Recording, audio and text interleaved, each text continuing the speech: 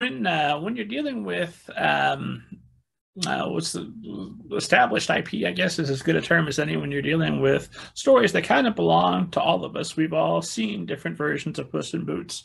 We have some idea, like how is this going to be better than Antonio Banderas or whatever other version that we Whoa, like. How do that's you big. sit down and how do you sit down and work to distinguish yourself against or from what's already come before you? And then what responsibility do you feel to be true to our shared knowledge of this character? Um, so when I was writing Half Upon a Time, there weren't so many series like this, Land of Stories and stuff has come out since, and so it's like there's definitely more to worry about that I don't want to uh, just be influenced by or like cover the same territory as other people. So it was sort of a little easier when I was writing Half Upon a Time. But my philosophy was always like we have this shared knowledge of fairy tales. It's kind of like the pop cultural equivalent of sampling songs. Everyone kind of knows where they're from. We know the melody, so it's fun to play that melody in a different song. It's fun to take those characters that we know and kind of put them into a new situation, maybe make them change their stories just by interacting with other fairy tale characters. So, like, what if Sleeping Beauty never woke up? How would that change the whole world or her story? Uh, what if the big bad wolf from Little Red Riding Hood was also the big bad wolf from the Three Pigs? That creates like new story ideas. But I also like taking things a little further. So I ended up making the big bad wolf in the original series also the Beast from Beauty and the Beast, because that sort of fit in with this new character I was writing, and it kind of set him up as this tragic character as well, instead of just this sort of animal who was going around trying to eat people's grandmothers and stuff. Uh, but honestly, it comes down to um, taking what people assume and then playing with those expectations. So I never want to just have like uh, fairy tale character A and just have them exactly how they were in all the stories we know. Uh, and that's not even always possible. Like there's so many different places we get the knowledge from these stories. Like you could have grown up watching the Disney version of Cinderella, or you could have read Cinderella as a fairy tale, but kind of tailored for kids, or you could have read the original version or one of many thousands of different versions that like popped up all around the world anyway. So it's sort of impossible to be true to any one fairy tale. Even if we're going back to like the Brothers Grimm, like those were all stories they collected and they were changing because they were just told orally through the ages. So like even their version is just one specific version of that story. And so I think it's about finding like the core of the story and then also playing with that knowledge so that people are surprised and don't see what's coming.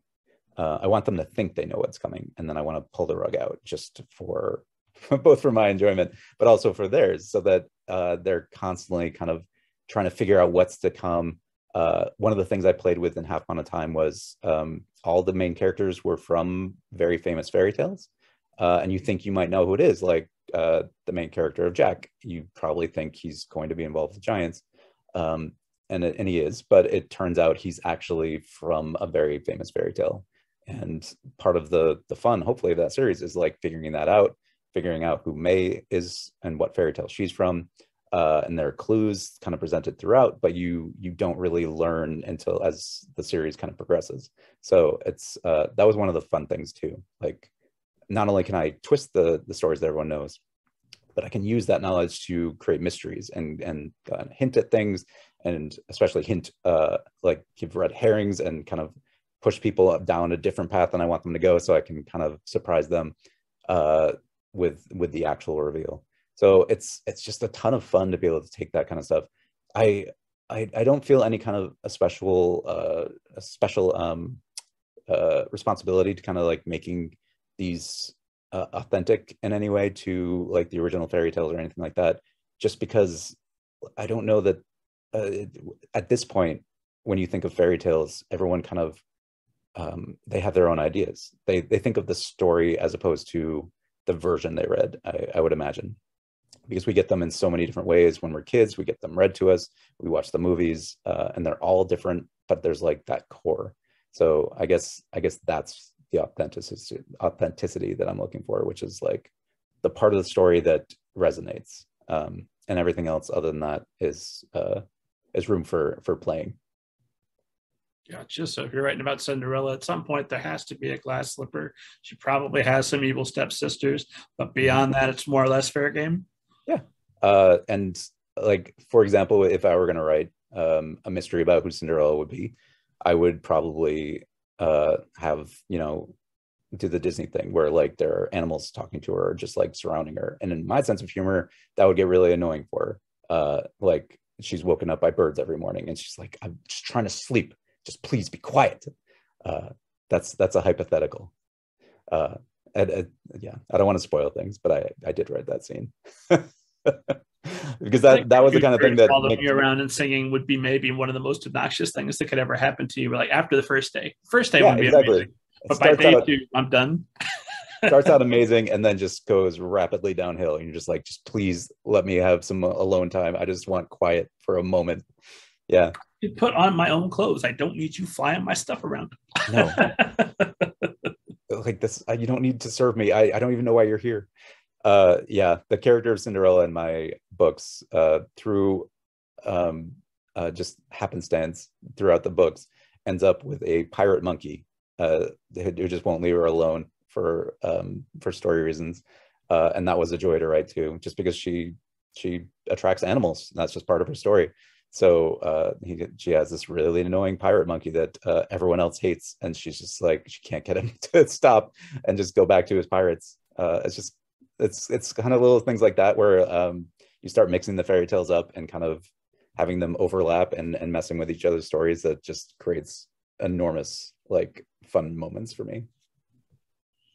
I wonder if it's a function of the fact that these are stories largely told to younger audiences, or because they've been interpreted so many times that you can play around and do your own version. Where if you tried to do that with Star Wars characters, God save you from the chat room people that are coming for you after you've messed with I don't know, Guido shooting first or whatever other changes you might want to make. It's true. I think there is a real like advantage in these being older, and so having gone through so many versions. Yeah, I don't know if you could do that with anything so modern.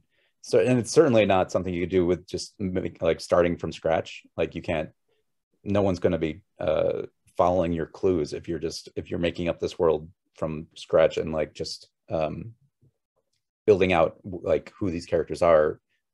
Yeah, it's one of these kind of unique things you can do with fairy tales, and I'm sure a few other things, Sherlock Holmes stories, vampire stories, like these things that sort of have entered our collective unconsciousness that you can play with. And as much as Star Wars, like I would assume like 30 years from now, Star Wars will be in that same place. And we saw a little bit of that with that, I forget what it's called, Star Wars Visions or something, where they had anime studios kind of take the intrinsic idea of Star Wars and kind of go in their own directions. And that was amazing. But it was also done by LucasArts or Lucasfilm. So like they get to play with things the way they want to play with them. And it's not yet. Whenever Star Wars enters the public domain, things are going to get wild. Well, I'm sure if Disney can do it, they will push that date back as far as they possibly can. Very true.